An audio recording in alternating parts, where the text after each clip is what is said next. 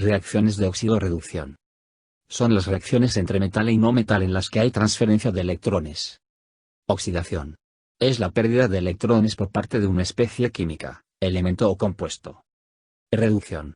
Es la ganancia de electrones por parte de una especie química, elemento o compuesto. Obtención del número de oxidación.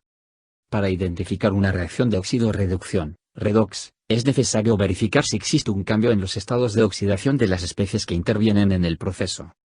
El número de oxidación indica la capacidad de combinación de los elementos, es decir, los electrones que se pueden perder, ganar o compartir al formar un compuesto. Para obtener el número de oxidación es necesario seguir las siguientes reglas. Reglas de determinación del número de oxidación. A continuación tienes las normas que se aplican para la determinación del número de oxidación de los átomos de un compuesto. Recuerda que el número de oxidación es necesario para determinar, en una reacción de oxidación-reducción, qué elemento se está oxidando, semireacción de oxidación, y qué elemento se está reduciendo, semireacción de reducción. 1. El número de oxidación de un elemento libre es cero. Por ejemplo, los metales no disueltos, cobre, zinc, aluminio, etc., o los gases diatómicos, oxígeno, cloro, hierro, etc. 2. En los iones de un único átomo, el estado de oxidación o número de oxidación de dicho átomo coincide con la carga del ion.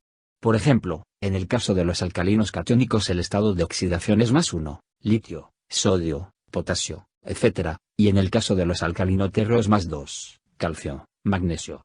Del mismo modo será para los demás metales, por ejemplo, en el hierro 2 el estado de oxidación es +2 y en el hierro 3, +3. 3.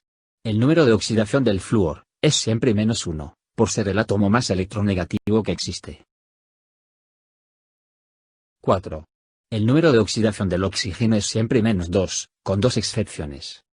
Primera excepción, cuando el oxígeno se combina con flúor, su número de oxidación es +2.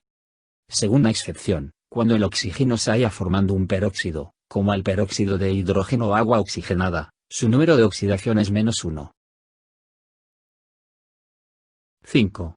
El número de oxidación del hidrógeno es siempre +1, excepto en los hidruros metálicos que es -1. 6. Algunos elementos tienen distinto estado de oxidación en función del compuesto que están formando. Por ejemplo, el estado de oxidación del nitrógeno en el monóxido de nitrógeno es +2, mientras que el estado de oxidación del nitrógeno en el dióxido de nitrógeno es +4. 7. La suma algebraica de los números de oxidación de los elementos de un compuesto ha de ser igual a su carga, es decir, si es un compuesto neutro, la suma algebraica de sus números de oxidación será 0. Si es un catión o un anión será igual a la carga del ion. Por ejemplo, en el caso del anión perclorato, la suma algebraica de los números de oxidación será -1. En el caso del ion carbonato será -2. ¿Cuál es el número de oxidación del azufre en el ácido sulfúrico? Sabemos que el número de oxidación del hidrógeno es +1, y hay 2 átomos de hidrógeno. El número de oxidación del oxígeno es -2, y hay 4 átomos de oxígeno. Sea X es el número del azufre. Es un compuesto, la suma debe ser 0.